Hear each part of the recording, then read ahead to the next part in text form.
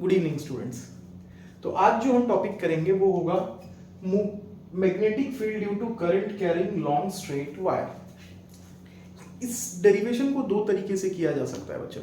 एक तो होता है कि आप बायो-सैवर्ट लॉ का यूज करके इसको डिराइव कर लो, जो थोड़ा सा कंसेप्चुअल है, और दूसरा हम एम्पियर सर्किटल लॉ का यूज करके इसको बहुत इजीली डिराइव कर सकते हैं।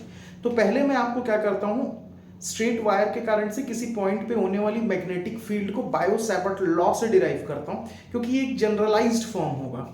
ठीक है, जैसे कि लास्ट चैप्टर, अगर आपको चैप्टर 1 का याद हो तो वहां पे हम गॉस थ्योरम पढ़ते हैं। जैसे हम वहां गॉस थ्योरम पढ़ते हैं, उसी का इक्विवेलेंट यहाँ पे एम्पियर सर्किटल लॉ है। तो जैसे बहुत सारी चीजें हमने डिराइव की थी किसको यूज करके, कूलम्स लॉ को यूज करके, वैसे ही यहां पर हम किसको यूज कर लेते हैं, बायो-सैवर्ट्स लॉ को यूज करके कुछ चीजों को डिराइव कर सकते हैं, जिनको कि हम एम्पियर सर्किटल लॉ के थ्रू भी डिराइव कर सकते हैं। लेकिन बायो-सैवर्ट लॉ के थ्रू अगर आप डिराइव करेंगे तो आपकी जो इस टॉपिक की क्लियरिटी है वो क्या होगी, ज्यादा बेटर होगी। तो मैं ये चाहूंगा कि आप पहले चीजों को बायो-सैवर्ट्स लॉ के थ्रू जितना हो सके उतना डिराइव करने की कोशिश करें, उतना उस क्या कहना चाहिए, उस थ्योरम के साथ आप फेमिलियराइज हो जाएं, ताकि जो न्यूमेरिकल्स आएंगे, जब आपके अच्छे अच्छे क्वेश्चंस आएंगे, तो डायरेक्टली वहां पे एम्पियर सर्किटल लॉ लगाना कई बार पॉसिबल नहीं होगा आपके लिए।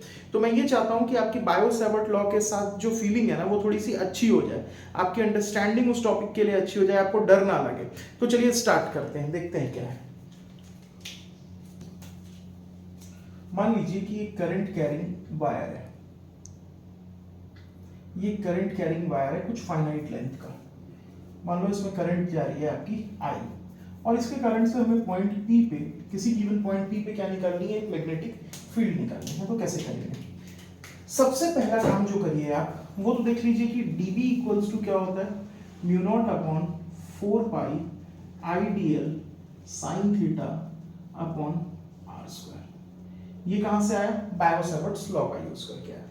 ठीक है, तो अब क्या करो, सबसे पहले इस पॉइंट P से आप एक परपेंडिकुलर उठाओ, सबसे पहले इस पॉइंट P से आप एक परपेंडिकुलर उठाओ और इस करंट कैरिंग वायर पर ड्रॉ कर दो। मान लो कि ये पॉइंट हो जाता है आपका O, इसकी लेंथ ले लेते हैं हम A। ठीक है, अब इस पॉइंट O से थोड़ा सा L डिस्टेंस बिलो आते हैं और एक डीएल करंट एलिमेंट ले लेते हैं, एक डीएल करंट एलिमेंट ले लेते हैं और उससे ज्वाइन कर देते हैं हम किसको, इस पॉइंट P को। तो जो डीएल करंट एलिमेंट से पॉइंट P को ज्वाइन करती हुई लाइन है, इसका नाम हर समय हम क्या रखते हैं, R, क्योंकि ये क्या है हमारा, अगर वेक्टर लगा देता तो ये क्या हो जाता, पोजीशन वेक्टर हो जाता। ठीक है, अब जो नेक्स्ट चीज करनी है आपको, ये करनी है, बहुत ध्यान से समझना पड़ेगा आपको इन चीजों को। ये जो पॉइंट P से मैंने परपेंडिकुलर ड्रॉ किया है, पॉइंट P से जो मैंने परपेंडिकुलर ड्रॉ किया है इस करंट कैरिंग वायर के ऊपर, इस परपेंडिकुलर लाइन से ऊपर एक एंगल मार्क करिए जो उस वायर के अपर एज को टच करता हो। कहां से, इस परपेंडिकुलर लाइन से। मान लेते हैं कि ये एंगल है हमारा φ1। वैसे ही इसी परपेंडिकुलर लाइन से ही, इसी पॉइंट से आप नीचे वाले एज को ज्वाइन कर दीजिए और मान लीजिए कि ये एंगल हमारा कितना है, φ2। कितना एंगल है हमारा, φ2। ठीक है, और ये जो डीएल एंगल बना रहा था, ये जो यहाँ पे डीएल ने एंगल बनाया हुआ है पॉइंट P पे, ये स्मॉल एंगल जो है इसको मान लेते हैं कितना है, थीटा। कितना है, थीटा। ठीक है, अब हमारे पास ये फॉर्मूला रखा हुआ है, dB equals to mu naught upon 4 pi I D L sine theta upon R square. देखिए कैसे यूज होगी चीजें। ठीक है, कैसे कैसे किन पॉइंट्स को हमको हटाना पड़ेगा, कौन से वेरिएबल्स को हटा करके हमको कुछ और उनकी जगह पे पुट करना पड़ेगा, वो देखते हैं, सीखते हैं उन चीजों को कैसे किया जा सकता है। देखो पहली चीज, पहले तो ये समझ लो कि ये φ1 φ2 क्या है और इसका यूज क्या है। इस पूरे डेरिवेशन में जिस चीज को मैं वेरी कराऊंगा वो होगा हमारा थीटा। कैसे वेरी कराएंगे सर थीटा को, तो देखो इसके लिए मैं थीटा को एक्सप्लेन करने के लिए इस फिगर को एक बार और ड्रॉ करता हूं। ये आपकी ये वाली लेंथ थी A, ये है आपका L और ये है R, और ये एंगल बना हुआ है कितना आपका, थीटा। सपोज करो कि मैं इस R को इस डायरेक्शन में मूव करता हूं, ऐसे मूव करता हूं, ऐसे ऐसे मूव करके इस तरफ आता हूं, तो क्या होगा, जब R वाली लाइन, देखो ध्यान से, अगर इसको मैं ऐसे मूव करते हुए इधर लाऊं, अगर मैं इसको ऐसे मूव करते हुए इधर लाऊं तो थीटा की वैल्यू क्या हो जाएगी, अगर ये इधर मूव होता जाएगा तो थीटा छोटा होता जाएगा, छोटा होता जाएगा, छोटा होता जाएगा, और यहाँ आके थीटा कितना हो जाएगा, 0। थीटा यहाँ से यहाँ तक जाते हुए थीटा एंगल से ये कम होते हुए कितना हो गया, 0। इसने डिस्टेंस कौन सी कवर की, ये एल वाली डिस्टेंस इसने कवर कर ली, ठीक है। अब मतलब हमने थीटा को यहाँ से उठाया और यहाँ तक मूव किया, तो ये वाली डिस्टेंस हमारी कवर हो गई। हमको कितनी डिस्टेंस कवर करनी है, पूरे वायर के कारण से हमको मैग्नेटिक फील्ड निकालनी है। तो थीटा क्या होगा, अब किस तरफ मूव करा रहे हैं, इसको ऊपर की तरफ मूव कराए कराए कराए कराए कराए कराए कराए, कितना चला गया, यहाँ से देखो ध्यान से समझो, यहाँ तक तो ये थीटा था, यहाँ से घूम के आया 0, ऊपर वाले एज पे जब गया तो ये एंगल कितना बना हमारा, मान लो ये ऊपर वाले एज तक चला गया, ऐसे मूव करते हुए इसी आर वाली लाइन को मूव करते हुए, यहाँ से मूव कराते हुए, मैं ऐसे मूव कराते गया कराते गया कराते गया कराते गया और यहाँ पहुंचा दिया। तो यही जो एंगल है हमारा, ये कौन सा वाला एंगल बना है, यही एंगल बना है φ1।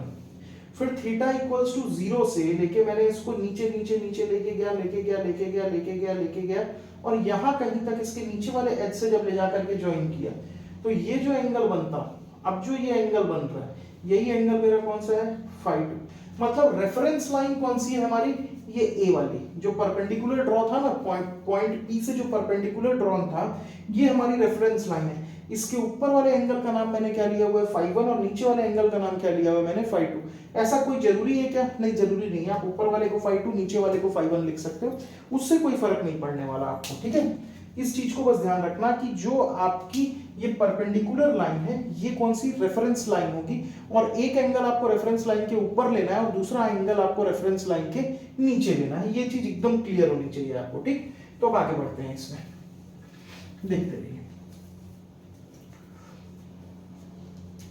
देखो यहां पर जो टर्म लिखा है आर का, ये जो आर का टर्म लिखा हुआ है, ये कांस्टेंट है या वेरिएबल है, जरा चेक करो। देखो जब मैं आर को इस तरफ मूव करूंगा तो एक टाइम आएगा जब ये इस रेफरेंस लाइन पे आ जाएगा तो आर की वैल्यू किसके बराबर हो जाएगी, ए के। जब नीचे आएगा तो धीरे धीरे इसकी वैल्यू क्या होगी, बढ़ती जाएगी, और ऊपर भी जाएगा तो इसकी वैल्यू क्या होती जाएगी, बढ़ती जाएगी। मतलब आर क्या है हमारा, वेरिएबल है। मतलब आर क्या हो रहा है हमारा, वेरिएबल। तो इसको मेरे को यहाँ से हटाना चाहिए। आर अगर वेरिएबल है तो मैं इसको चेंज करने की कोशिश करता हूँ।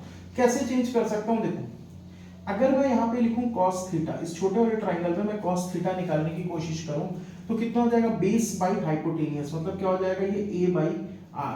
तो यहाँ से r की वैल्यू कितनी आ जाएगी, a बाई cos थीटा, या फिर r इक्वल्स टू क्या आ जाएगा, a sec थीटा।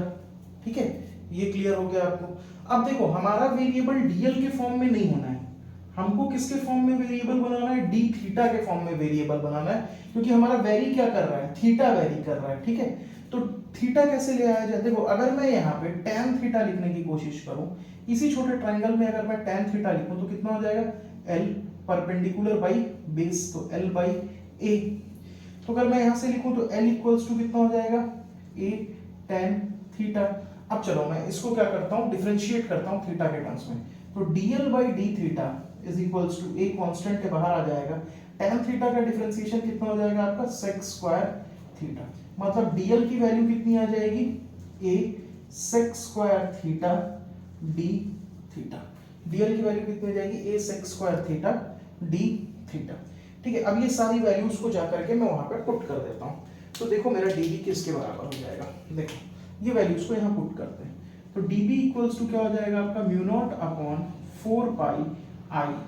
dl की जगह क्या लिखना है मेरे को, a sec square theta d theta, a sec square theta d theta sin theta divided by r square. r की वैल्यू कितनी है, a sec थीटा, तो r स्क्वायर कितना हो जाएगा, a square sec square theta. देखो यहाँ से एक a को मार देगा, sec स्क्वायर थीटा को मार देगा। तो db की वैल्यू कितनी हो जाएगी मेरी, mu naught upon 4 pi I sine theta D theta upon a, या फिर मैं क्या लिख सकता हूँ, db equals to mu naught upon 4 pi I by A sine theta D theta. अब इस db को क्या करते हैं, हम इंटीग्रेट कर लेते हैं पूरे लेंथ के लिए। db को क्या करते हैं, हम इंटीग्रेट कर लेते हैं पूरी लेंथ के लिए। तो db का इंटीग्रेशन कितना हो जाएगा, b mu naught upon 4 pi I by a, ये पूरी कांस्टेंट वैल्यू, देखो परपेंडिकुलर डिस्टेंस तो कांस्टेंट ही रहेगी। अब देख पॉइंट P यहाँ हो, यहाँ हो, यहाँ हो, यहाँ हो, यहाँ हो, कहीं पे भी हो, ये डिस्टेंस जो परपेंडिकुलर डिस्टेंस है वो हर बार क्या रहेगी इस पॉइंट से, कांस्टेंट, इसीलिए एक ऐसा है कांस्टेंट है, तो ये बाहर आ गया। इंटीग्रेशन किसका, साइन थीटा डी थीटा का, कहां से, -φ2 से लेकर के φ1 तक, -φ2 से लेकर के φ1 तक। अब पूछ रहे होगे कि -φ2 क्यों लिखा, तो देखो अगर रेफरेंस लाइन के ऊपर के एंगल को पॉजिटिव ले रहा हूं तो नीचे वाले एंगल को कैसा लेना पड़ेगा, मेरे को नेगेटिव लेना पड़ेगा। अगर ऊपर वाले एंगल्स को मैं क्या ले लूं, पॉजिटिव, तो नीचे वाले एंगल को क्या ले लूंगा, नेगेटिव, और अगर नीचे वाले को नेगेटिव ले रहा हूं तो ऊपर वाले को क्या ले लूं, पॉजिटिव। वैसा वर्सा कर सकते हो आप, या तो ऊपर पॉजिटिव ले लो तो नीचे नेगेटिव, और नीचे पॉजिटिव ले रहे हो तो ऊपर क्या ले सकते हो, नेगेटिव ले सकते हो, उसमें कोई बड़ी बात नहीं है। तो जब इसको इंटीग्रेट करोगे तो क्या मिल जाएगा आपका, b equals to mu naught upon 4 pi I by A sine theta D theta. अब देखो साइन थीटा डी थीटा का भी एक दिक्कत है यहाँ पे जिसको हमको सॉल्व कर लेना चाहिए। साइन थीटा होगा कितना, इंटीग्रेशन के लिए जो दिख रहा है अपन साइन थीटा की वैल्यू, देखो यहाँ पे ध्यान से समझो, साइन थीटा जो होता है, साइन थीटा जो फॉर्मूले में हम लिखते हैं कि db equals to mu naught upon 4 pi I D L sine theta upon R square, यही टर्म लिखते हैं। देखो ध्यान से, अभी यहाँ पे अगर मैं इसको थोड़ा सा और आपकी क्लियरिटी के लिए वेक्टर फॉर्म में लिखने की कोशिश करूं तो db इक्वल्स टू क्या होता है, mu naught upon 4 pi I dl vector cross of r vector divided by क्या होता है आपका r का क्यूब। मतलब जो ये साइन थीटा का जो एंगल है, जो एंगल यहाँ पुट होता है वो कहां से आता है, dl और r के बीच से, मतलब ये dl वेक्टर और r वेक्टर के बीच का एंगल, मतलब ये वाला एंगल चाहिए हमको वहां थीटा में, ये एंगल पुट करना पड़ेगा। तो देखो ये एंगल फाइंड आउट करना पड़ेगा, ये एंगल फाइंड आउट करना पड़ेगा। तो ये कितना एंगल है, 90 डिग्री का, ये कितना है 90 डिग्री का, ये है थीटा, तो ये एंगल कितना हो जाएगा, ये एंगल कितना हो जाएगा, अगर ये 90 है ये थीटा है तो ये एंगल कितना होना चाहिए बताओ, एक 90, पूरे ट्रायंगल का कितना एंगल सम होता है 180 डिग्री का होता है, तो अगर ये 90 हो गया और ये थीटा होगा तो ये कितना हो जाना चाहिए 90 माइनस थीटा, ये कितना होना चाहिए 90 माइनस थीटा। मतलब साइन में जो थीटा की वैल्यू आनी है वो कितनी आनी है 90 माइनस थीटा आनी है। तो वो वैल्यू को आप पहले यहाँ पे पुट कर लेना, उसके बाद इंटीग्रेट करना। तो ये क्या हो जाएगा आपका -φ2 से लेकर, आप पहले स्टेप्स में भी पुट कर सकते हो, आप यहाँ कहीं पर भी पुट कर सकते थे इस चीज को, मैंने यहाँ पे पुट करना मुझे ध्यान नहीं रहा, मैंने यहाँ पे पुट नहीं किया, इसलिए लास्ट में यहाँ आकर के चेंज कर ले रहा हूँ। तो साइन थीटा की वैल्यू कितनी हो जाएगी, साइन 90 माइनस थीटा, और ये क्या हो जाएगा आपका डी थीटा, ठीक है। साइन 90 माइनस थीटा किसके बराबर होता है, साइन 90 माइनस थीटा होता है आपका कॉस थीटा। तो ये कितना हो जाएगा, b equals to mu naught upon 4 pi I by a integration -φ2 से लेकर के φ1 तक cos theta D theta. Integrate करिए क्या मिलेगा, mu naught upon 4 pi I by a. अब cos थीटा का इंटीग्रेशन कितना हो जाएगा, sin theta, upper limit put करोगे तो कितना हो जाएगा, sin φ1 माइनस ऑफ sin -φ2, ठीक है। सॉल्व करोगे फर्दर तो क्या मिलेगा, mu naught upon 4 pi I by A sine of φ1 plus sine of φ2। क्यों ऐसा, क्योंकि sine of minus theta equals to क्या होता है, माइनस साइन थीटा। तो ये आपका फाइनल रिजल्ट आ गया बी के लिए कि b इक्वल्स टू कितना हो जाएगा आपका, mu naught I by A sine φ1 plus sine φ2, sine φ1 plus sine φ2। Clear है, फ्लो को समझ लो एक बार और। क्या था, इस पॉइंट P पे हमको मैग्नेटिक फील्ड निकालनी थी, किसके कारण से, ये फाइनाइट लेंथ के वायर के कारण से। तो सबसे पहले क्या किया, पॉइंट P से एक परपेंडिकुलर ड्रॉ किए इस फाइनाइट लेंथ के वायर पर, उसका लेंथ कितना मेजर कर रही है a।